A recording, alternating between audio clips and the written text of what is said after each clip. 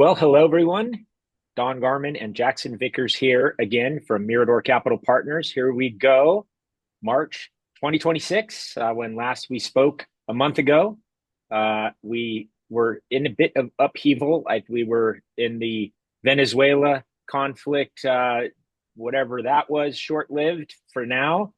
And over the weekend, obviously, we have taken action to escalate the the strikes that we did last summer on Iran.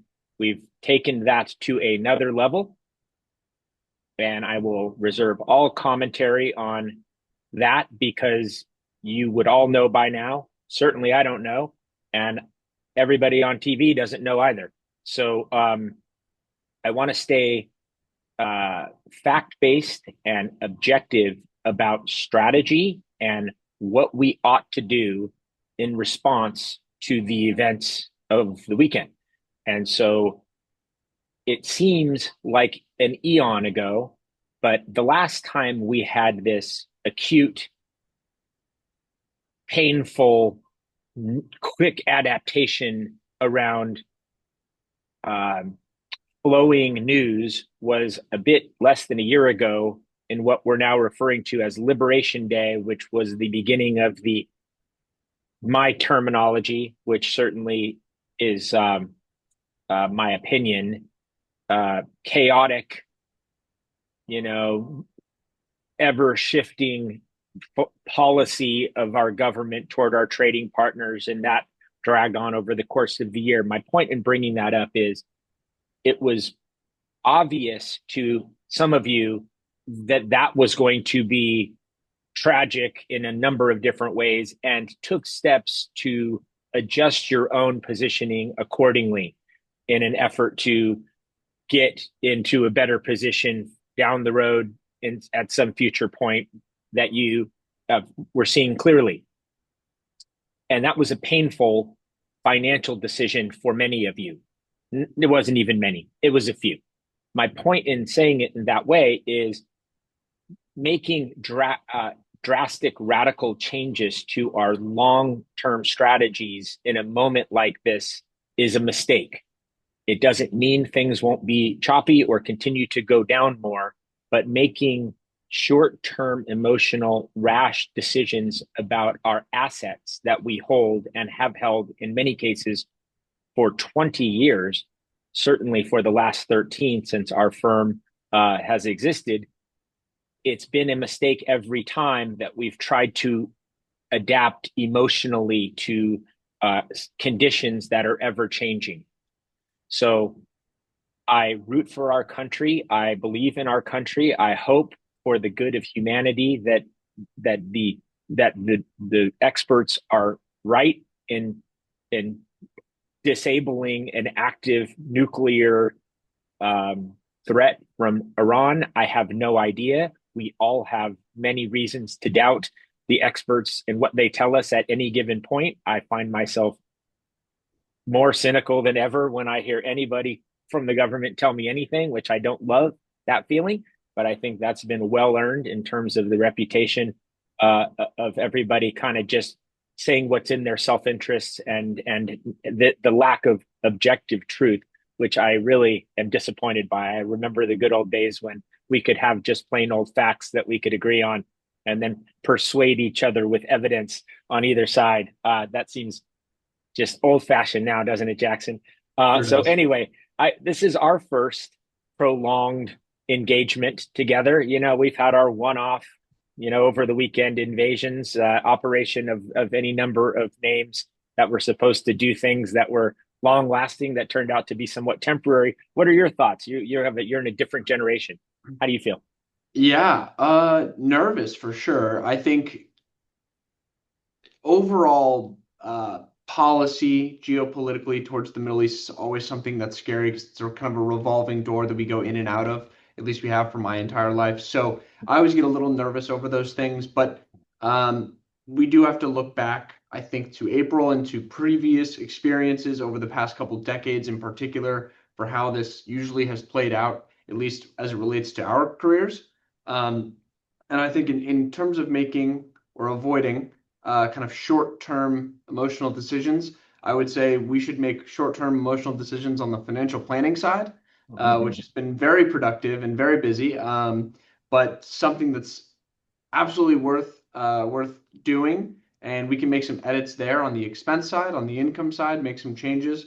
I've seen over the past couple weeks the advantages of doing the 1031 exchanges through DSTs, augmenting your cash flow and pivoting into more defensible institutional grade real estate.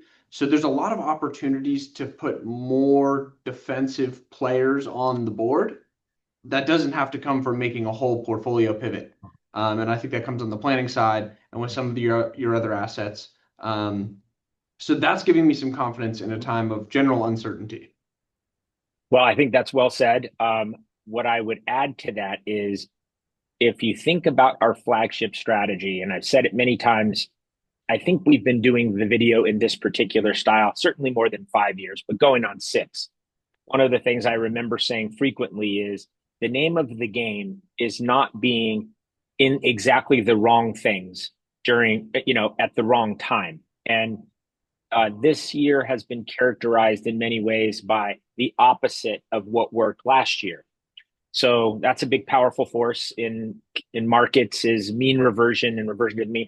So the tech trade, which worked well last year, much better than a lot of people expected, has not worked well this year. And the energy trade, which didn't work all of last year when a lot of people thought it would, has worked great this year.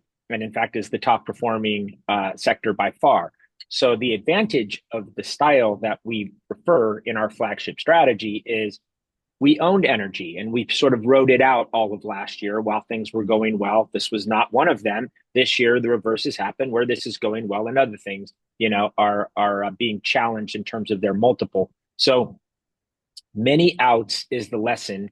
And we have tons of options. It's exactly why we do it the way we do it, because there isn't any one thing, even a conflict, a prolonged conflict, that's going to undermine our long-term success in that strategy. The other strategies are a bit quicker to adapt in a number of ways, but this strategy is meant to feel, I've said luxury sedan. Now we can think about an ocean liner that, is going to glide through even choppy seas without feeling like it's lurching around. And the people that are lurching around are very likely to be in the wrong place at the wrong time. That's just not a long-term strategy. That's more like coin flipping than certainly how we view being owners of assets through cycles. And what I would challenge you to do if you're feeling nervous, pull up what you own and sort it by size. What's the most money in all the way down the list, and take those 20 companies and think, has anything that's happened over the weekend diminished the long-term prospects of that business succeeding, doing well, doing better in the future than it's doing in the present? I went through this exercise over the weekend just to make sure that I knew the answer to that, or at least I felt I knew the answer. And I've never been more confident in the assets that we hold. So if the prices are going to, you know, uh, be volatile or go down for some period of time, that's what markets do. That's to be expected. And so I would hope everybody, as I encouraged last year during Liberation Day, and Nat and Jackson and I did together, sometimes patience is the only thing we can rely on because we have the right assets, in my opinion. So one of the great, you weren't going to get through a video without a great old bromide or saying, but during these choppy periods, the assets trade hands from the fearful to the patient. And so we will not be trading in any of our core assets to more patient people than us because those are hard to find. So, Jackson, I can't help but observe your activity has been off the chart. You've worked really hard and you've seen a lot of folks, new and existing. So any general commentary? I mean, one thing I know you can discuss is how conservative the assumptions we make in the financial planning process are, so that during times like this, we don't have to swing at shadows. Yeah, absolutely. That's a good point that I think should be highlighted. So, just to give you an example or two, a conservative assumption we're always making is around inflation rates. And that's primarily because of such elevated inflation that we saw post-COVID and financial stimulus that we got. But if we're assuming a 3% inflation rate indefinitely, and we've been well under 3%, depending on, of course, what metric you're looking at for, a few quarters now. So every single, day that we're under 3% inflation, your financial plan is being too conservative. And that conservative input is kind of crucial to the confidence that we have producing the plans, and then the confidence that you should have living the plans. Um, on top of that, we're being conservative with kind of overestimating your standard deviation in the plan and underestimating the returns, especially if you're a flagship strategy owner like MLS, which is beaten those metrics pretty consistently on a return adjusted or risk adjusted basis. It's another place we're being conservative. And then, by doing the classic kind of overestimation of your expenses. Every single month that you can just, kind of lowball the expense number by a shade, you're outperforming your own metrics and your own plan. I think all of that's well said. And I think, do you have any final words for this little edition? Yeah, I would just real quickly, I think there's been a lot of headlines around private credit, Mm. software, and a lot of different asset classes being beaten up. I think it's always important to remember that the general media theme around these asset classes is not going to be universally applied to them in the long run, right? A lot of these companies are very strong cash flowing businesses that are vertically integrated or mission critical. I think there are opportunities in many of them. And, I don't think we need to be as concerned about AI replacing every single one of these companies that have been longstanding for decades in some cases. So, Yeah, I guess I'm going to tag on to that and just say part of what we do that it's hard to see, and it's not part of our direct interaction with you, is directly before this Zoom, Jackson and I and the entire investment committee sat in with Blackstone, who I would say has been in the media quite a bit around this topic, and listened to very senior people in the portfolio management uh, of credit assets at BlackRock explain their process, be super specific about their exposures and scaled them for us. And I think if I can quote myself, Jackson, as tacky as that is, as we concluded that call, I've never been more comfortable than I am right now. In fact, that's creating a nice buying opportunity, which we are not prepared to take advantage of today, but maybe down the road, there will be a compelling reason to add them. And as I said, our philosophy going into this asset class was stick with the best, stick with the most, the deepest expertise in and scale in the room, because when there is a credit event, and ultimately there will be, you have to be with the people who have the expertise to play through. I'm going to use one final metaphor. I don't know if all of you are golfers, but if you are in the midst of driving rain and wind, you want to be with the most high skilled golfer and well rounded golfer in those conditions, which aren't necessarily perfect, and let them play against the rest of the players, because those players are likely to outperform the other players less skilled in difficult conditions. So we can't be with any more skilled, iffy condition players than the ones we've chosen. And that's quite intentional. So, and it all goes back to the fact that our money's in all this same stuff too. So we have every reason to want these things to go well and to be smooth between here and there, which we can't always control that, but we're always trying to mitigate the chop as best we can. absolutely.